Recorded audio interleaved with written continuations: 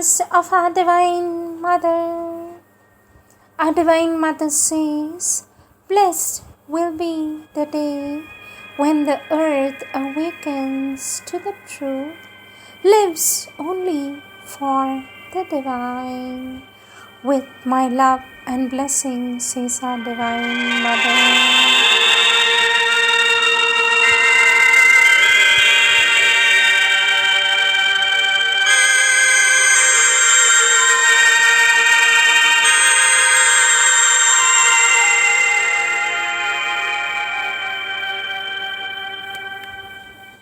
Words of our Lord Sri Aurobindo from the collective works of our Lord Sri Aurobindo, volume 32, page 79.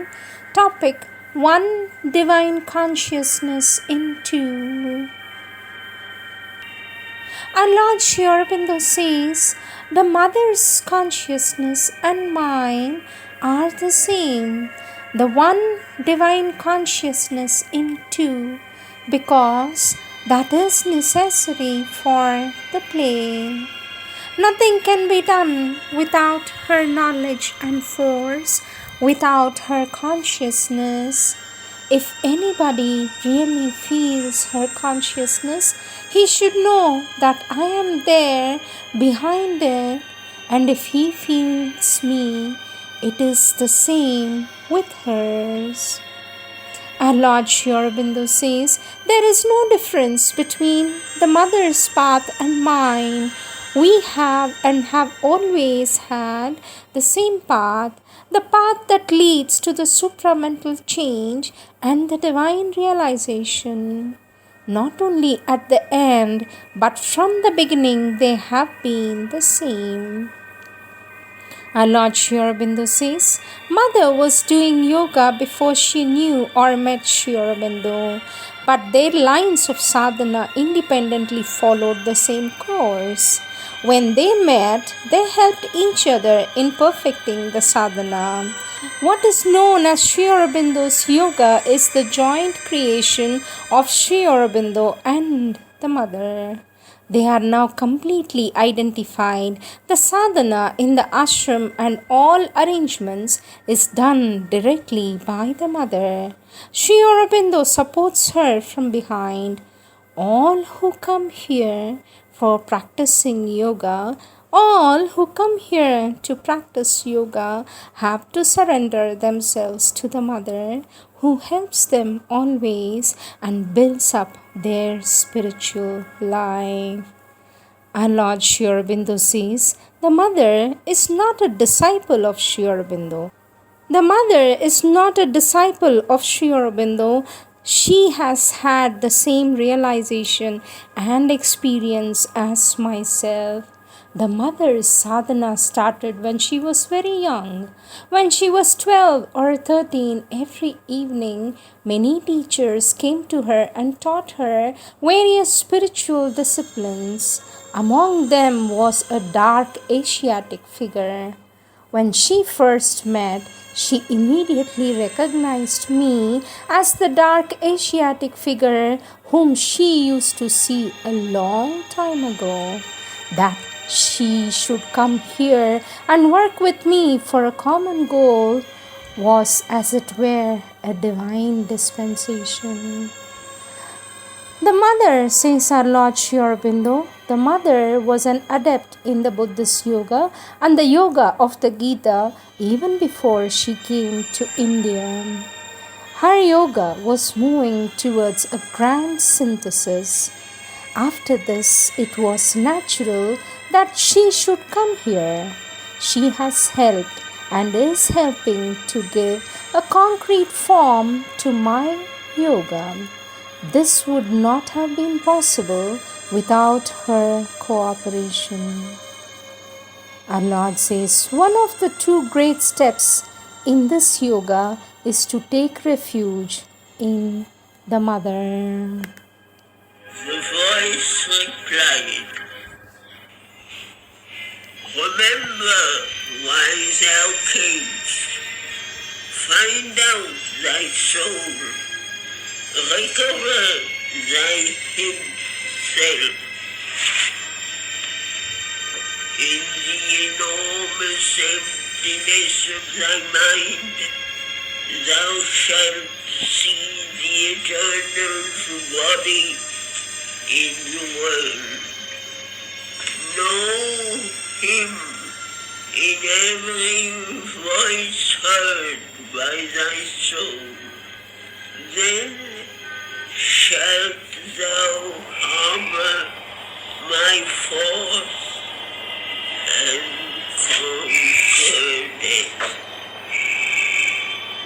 Then Savitri, my adored husband, said, still rigid in her golden motionless pose, a statue of the fire of the inner sun.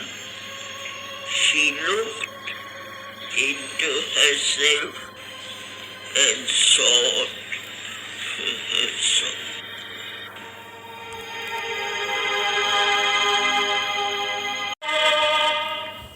Written by Sri Aurobindo around 1927, our Lord Sri Aurobindo has said, I am the Shakti of Sri Aurobindo alone and the mother of all my children. My children are all equally part of my consciousness and my being. When transformed and realized, all will have an equal right to manifest each one an aspect of myself and Sri Aurobindo. It is the unity of all in the solidarity of a common manifestation that will allow the creation of a new and divine world upon earth. Each will bring his part, but no part will be complete except as a power in the solidarity of a whole.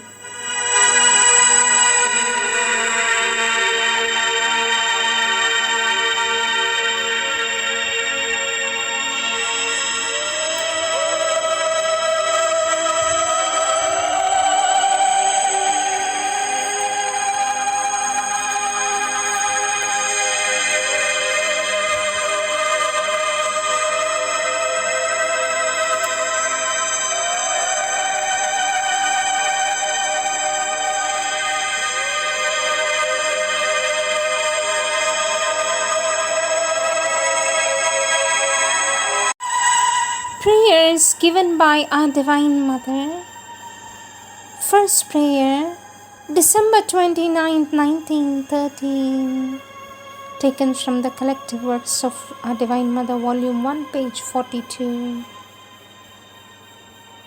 O Lord, grant that this collective convention of the year ending be for us also the occasion to put an end to a whole lot of bonds and attachments, illusions and weaknesses which we have no longer any purpose in our lives.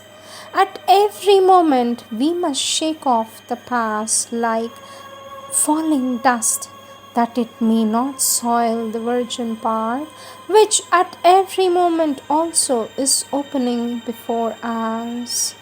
May our mistakes acknowledged and rectified within us be no more than vain mirages, powerless to bring any consequences, and pressing our foot down firmly upon all that no longer should exist, on all ignorance, all obscurity, all egoism. May we take our flight boldly towards wider horizons and intenser light. A more perfect compassion, a more disinterested love towards Thee. I hail to Thee, O Lord, Master of our life, and I want to proclaim Thy reign over all the earth.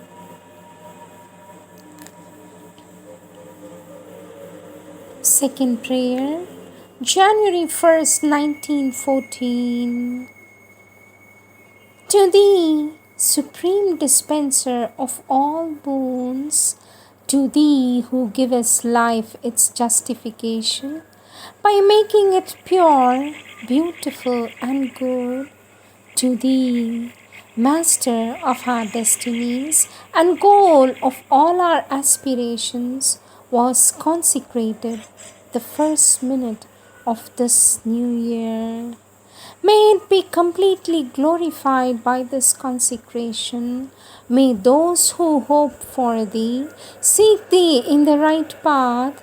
May those who seek thee find thee, and those who suffer, not knowing where the remedy lies, feel thy life gradually piercing the hard crust of the obscure consciousness.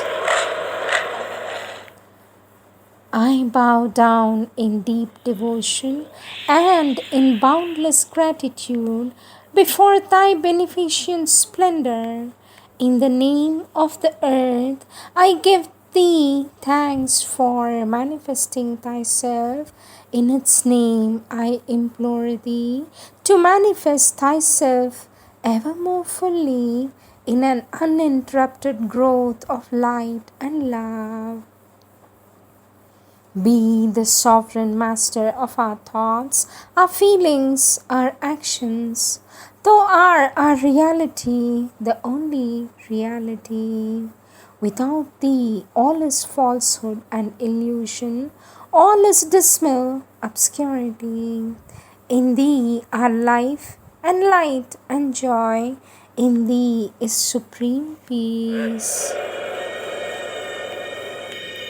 Then Savitri surged out of her body's wall and stood a little span outside herself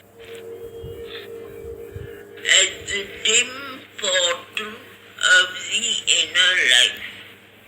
A formidable voice cried from within, "Back, creature earth, less tortured and torn thou die." The serpent of the threshold hissing rose, and trolls and gnomes and goblins scowled and stared, and wild beast roarings thrilled the blood with fear.